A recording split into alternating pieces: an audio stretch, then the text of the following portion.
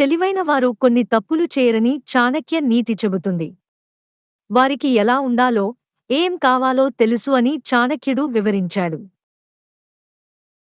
ఎన్ని ఏళ్లు గడిచినా చాణక్యుడి మాటలు ఎప్పటికీ ఉపయోగపడతాయి. రాజకీయాలు, సమాజం యొక్క అభివృద్ధి కోసం అనేక సిద్ధాంతాలను వ్యక్తపరిచాడు. అందమైన, సంతోషకరమైన జీవితం కోసం చాణక్యుడు చాలా ముఖ్యమైన విషయాలను చెప్పాడు. ఒక వ్యక్తి తన జీవితంలో చాణక్య సూత్రాలను అనుసరిస్తే అన్ని రకాల సమస్యలను ఎదుర్కోగలడు. ఆచార్య చాణక్యుడు సూత్రాలను పాటించడం ద్వారా రోజువారీ జీవితంలో అనేక రకాల సమస్యలను నివారించవచ్చు.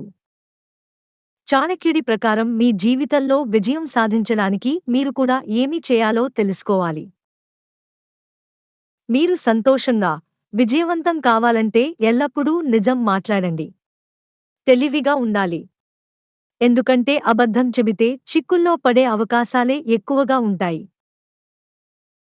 ప్రతికూల ఆలోచనలకు దూరంగా ఉండండి అని చాణక్యుడు చెప్పాడు. ఇలా చేసేవారు ప్రశాంతంగా ఉంటారు. బలమైన శత్రువు, బలహీన స్నేహితులు ఇద్దరూ మిమ్మల్ని ఎప్పుడూ ఏదో ఒక విధంగా బాధపెడుతూనే ఉంటారు. వాటికి దూరంగా ఉండటమే మంచిదని ఆచార్య చాణక్య చెప్పాడు. తెలివైన వ్యక్తులు వారికి దూరంగా వెళ్తారు.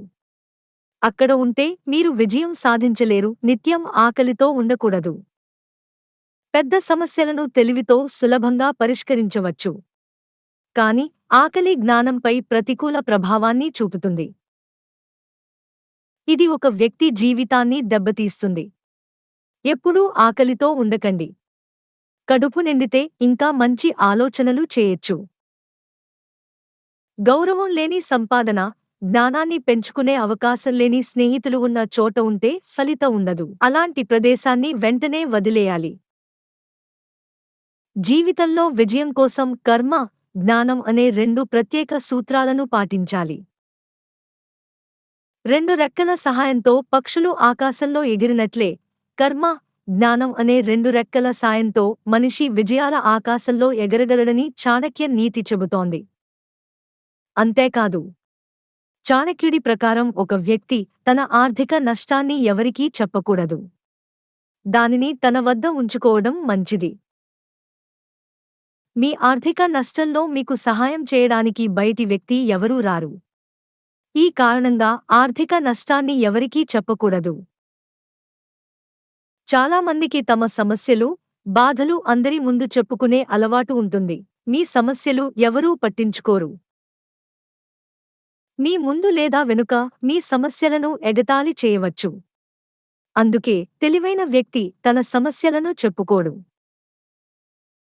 ఎవరైనా తెలివి తక్కువ వ్యక్తి కారణంగా మీరు అవమానపడితే అది ఎవరికీ చెప్పుకోకూడదు. ఈ సంఘటనను మరొక వ్యక్తికే చెప్పకండి. ఇలాంటి మాటలు చెప్పడం వల్ల మీ ఆత్మగౌరవం పోతుంది. చాణక్యనీతి ఇలా జీవితం గురించి అనేక విషయాలను చెబుతుంది. వాటిని పాటిస్తే మీ జీవితంలో ఆనందంగా ఉంటారు.